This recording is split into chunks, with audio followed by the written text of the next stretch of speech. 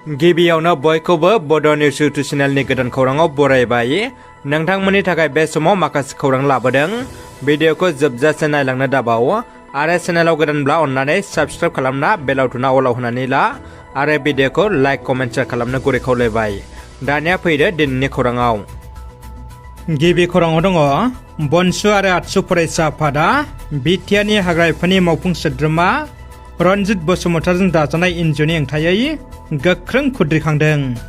M Ranjit बसुमतारीजों दाजानाय forest सार्भेलेन्स service provider एनजिअनि हेंथायै बनसु आरो आतसुनि फारसेनिफ्राय चिरां जिल्लानि जिल्ला बेंगिरि पि फिजिया भास्कर रेड्डीनि जोहै मिरुनि environment forest and climate change minister Bhupendra Jadhav, आसामनि रायजो बेंगिरि गुलाब चान्द काटारिया, आसामनि फरेस्ट मिनिस्टार चन्द्रमोहन पाटवारी, बिटिसिनि गाहाय मावफुं सोद्रोमा प्रमद बर'निसिम गोसोखांलाय गथायो। मासे सैमा गोमादों, जायखौ नोंथांमोना सावगारियाव नुनो मोन्दों। बे गोमानाय सैमाखौ होफैनो हायोब्ला 20,000 रां मोननो हागोन। सावगारियाव नुनाय सैमानि मुङा जुलियट, भुटान हादरनि थिम्फु नोगोरनि सनाम इहुमनि। बेयो थांनाय 5 सेप्तेम्बर 2023 खालारखालि भुटान गेलेमफुंनिफ्राय फनसिलिं फारसे थांनाय समाव चिरांनि सामथाइबारियाव ओंखाम जानो थांनायाव गोमादों आरो दायो क'क्राझारनि सालाकाथियाव दं होननाबो मिथिनो मोननाय जादों।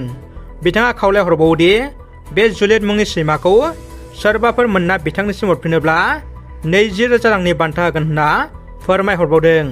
बे जुलियट मुंनि सैमाखौ सोरबाफोर खौरां हरनो थाखाय 7002882587 आरो 9954097210 आव फन खालामनो हागोन। इउपिपिएलनि गाहाय मावखुलियाव खौरांगिरि मेल। खौरां मेलनि गेजेरजों बड'लेण्ड सुपार 50 मिशनआ जाफुंसारबाय होनना इउपिपिएल दोलोआ बुंदों।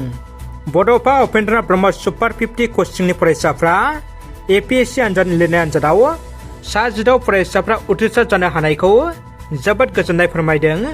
बिटिआर सरकारा लोगोसे साफ्रोमबो फरायसाफोरनो हामलायथि बावदों। बिटिआर सरकारा शुक्रबाराव क'क्राझार सहराव थानाय मिरु इउपिपिएलनि गाहाय मावखुलियाव खुंफुंनाय मोनसे खौरांगिरि मेलनि गेजेरजों बिटिआरनि हाग्रा बिफाननि मावफुं सोद्रोमा रनजित बसुमतारीजों लोगोसे क'क्राझार सानजा जनजाति बिधानसभा बियाबनि एमएलए लरेन्स इस्लारिया साफ्रोमबो एपिएससि आनजादनि लिरनाय आनजादाव उथ्रिसार जानो हानायखौ हामलायथि बावहोदों।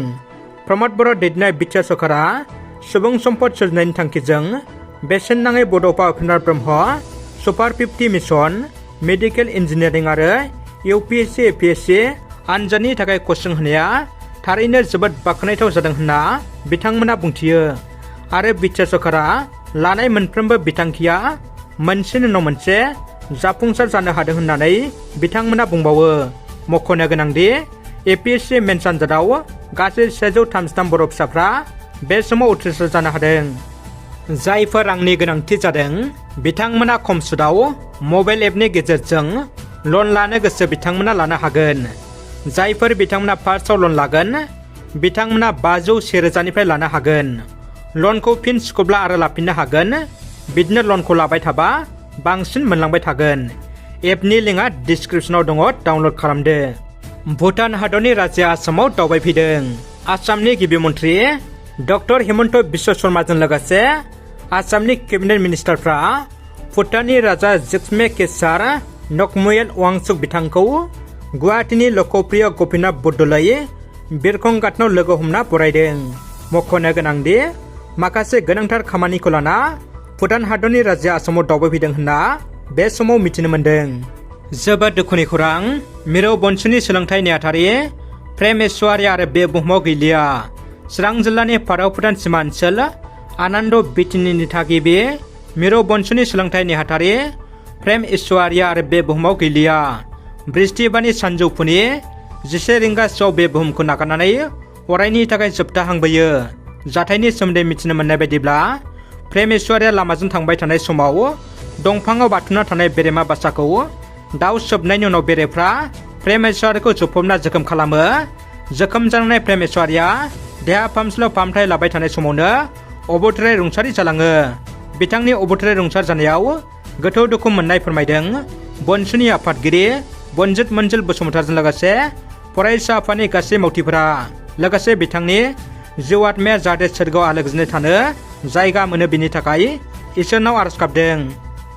दानिया फैदो जोबथा खौराङाव। बर' हिन्जावसाखौ बिटिआरनि खुंथाइ सोहोर क'क्राझाराव जिनाहारि खालामनाय लंफद मुस्लिम सेंग्राखौ फासि होनो गोख्रों दाबि दैखांदों गावबुरा आफादा। क'क्राझार सहराव थांनाय बावैसो सान सिगां आनवार हुसेन मुंनि सासे सुबुङा बर' उन्दै हिन्जावसाखौ जिनाहारि खालामनायनि थार बिजिरनाय मोननांगौनि दाबिजों क'क्राझार जिल्ला गावबुरा आफादा गोख्रों दाबि दैखांदों।